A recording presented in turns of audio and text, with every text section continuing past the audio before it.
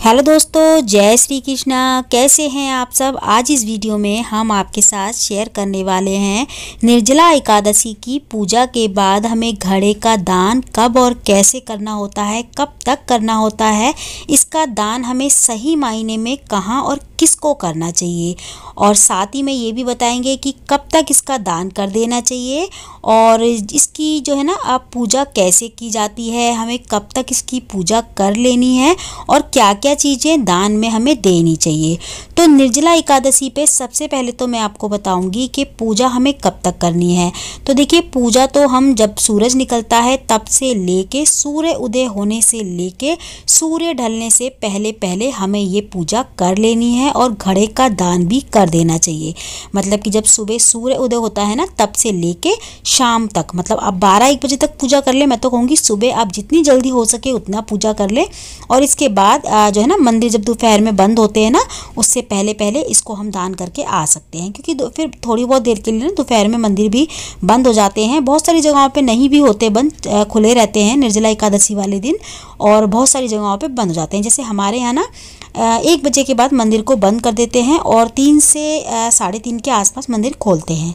तो इस तरीके से होता है किसी किसी के यहाँ। तो आप क्या करें, सुबह पूजा कर लें। जैसे कि सूर्य उदय होता है ना, आपको जब भी समय मिलता है उसके बाद आप पूजा कर सकते हैं। पूजा विधिवत करनी है, हमको घड़े को भरना है, घड़े पे हमें कंठ पे एक मोली बांधनी है, और साथ ही में हमको फूल चढ़ाने हैं, एक स्वास्तिक बनाना है घड़े के ऊपर। स्वास्तिक बनाने के बाद घड़े के अंदर हमें शुद्ध जल भरना है। जल शुद्ध ही भरें ताकि कोई पी ले, मतलब ऐसा जल भरना है पीने वाला। जो जल आप पीने के लिए इस्तेमाल करते हैं वही इसमें हमें भरना चाहिए। इसमें हमें 1-2 दाने चीनी के डालने हैं।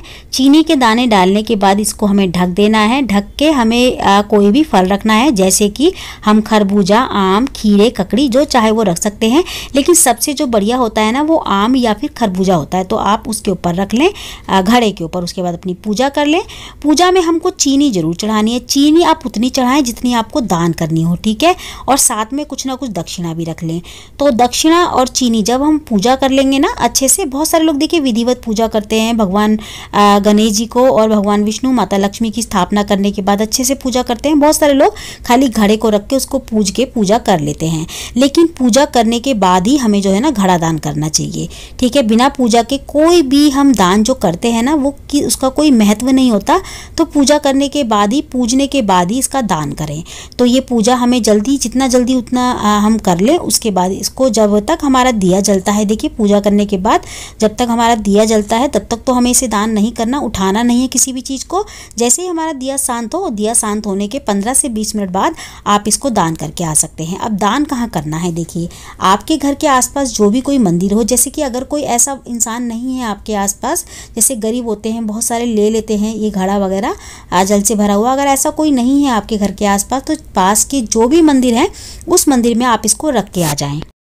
तो वहाँ पे वैसे पुजारी वगैरह होते हैं तो उनको आप बता दें और वहीं पे ही सारा सामान रख के आ जाएं। घड़ा, फल वगैरह जो भी आपने लिए हैं आप वहीं पे रख के आ जाएं, जहाँ भी वो बोले पंडित जी वहीं पे आप इसको रख दें। इसके बाद क्या होता है, बाद में पंडित जी जो है ना क्या करते हैं, जैसे भी कोई भी जरूरतमंद आता है ना वो मंदिर में अपना आप आके ले लेता है घड़े को, और इसका जो जल है ना वो निकाल के, और मीठा जो शरबत होता है ना उसको बना के मंदिर में, हर मंदिर में बांटा जाता है।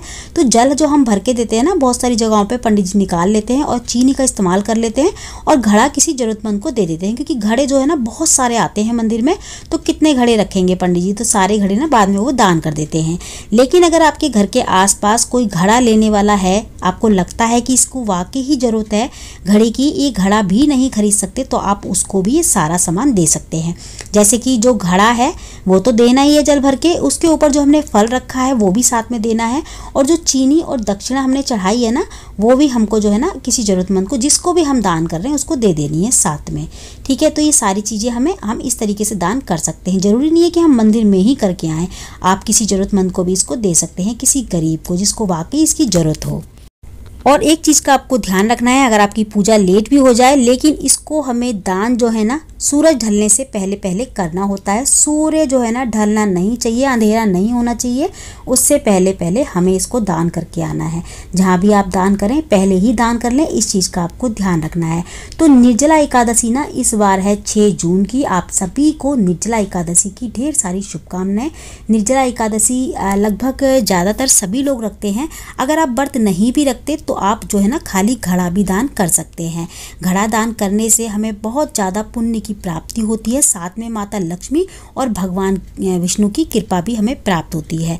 तो हम निर्जला एकादशी पे ज़्यादा कुछ नहीं तो एक जल से भरा हुआ घड़ा अपनी क्षमता अनुसार ले सकते हैं। जो भी आपका बजट हो उस हिसाब से आप घड़ा ले लें और दान करके आ सकते हैं। तो आज की वीडियो में इतना ही, मिलती हूँ।